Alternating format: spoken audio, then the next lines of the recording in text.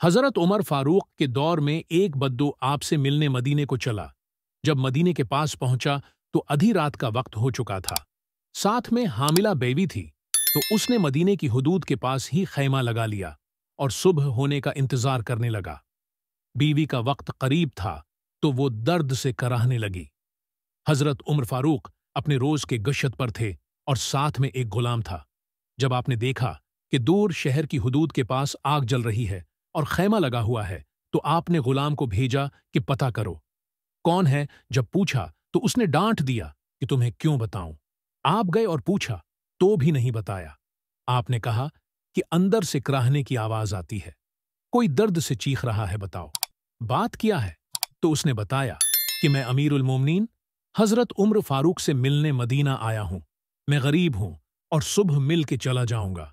रात ज्यादा है तो खीमा लगाया है और सुबह होने का इंतजार कर रहा हूं। बीवी उम्मीद से है और वक्त करीब आन पहुंचा है, तो आप जल्दी से पलट कर जाने लगे कि ठहरू में आता हूं। आप अपने घर गए और फौरन अपनी जोजा से मुखातब हुए। कहा कि अगर तुम्हें बहुत बड़ा अजर मिल रहा हो तो ले लोगी। जोजा ने कहा क्यों नहीं, तो आपने कहा चलो, मेरे दोस्त की बीवी हामला है, वक्त करीब है, चलो, और जो सामान पकड़ना है साथ पकड़ लो। आपकी बीवी ने घी और दाने पकड़ लिए और आपको लकड़ियां पकड़ने का कहा। आपने लकड़ियां अपने ऊपर लाद लें, सुभान अल्लाह। जब वो लोग वहां पहुंचे तो फौरन काम में लग गए। जब अंदर बच्चे की विलादत हुई तो आपकी जोजा ने आवाज लगाई, या अमीर अलमुमनीन बैठा हुआ है। तो या अमीर अलमुमनीन की सदा सुनकर इस बद्दू की तो जैसे पांव तले जमीन निकल गई और बेअख्तियार पूछने लगा, क्या आप ही उमर फारूक अमीर अलमुमनीन हैं? आप उम्र हैं, वही जिसके नाम से कैसर व किसरी काम पे? आप वो हैं, वही वाले उम्र हैं जिसके बारे में हजरत अली ने कहा कि आपके लिए दुआ करता हूं, और जिसको रसूलुल्लाह सल्ली अल्लाह अलिया वाला वसलम ने दुआ मांगकर इस्लाम के लिए मांगा, वही वाले ना?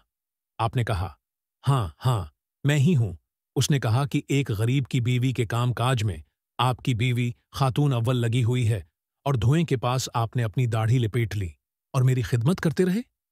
तो सैयदना उम्र रो पड़े, उस बद्दू को गले से लगाया और कहा तुझे पता नहीं, तू कहा आया है, ये मदीना है, मेरे आका का मदीना। यहां अमीरों के नहीं, गरीबों के इस्तकबाल होते हैं।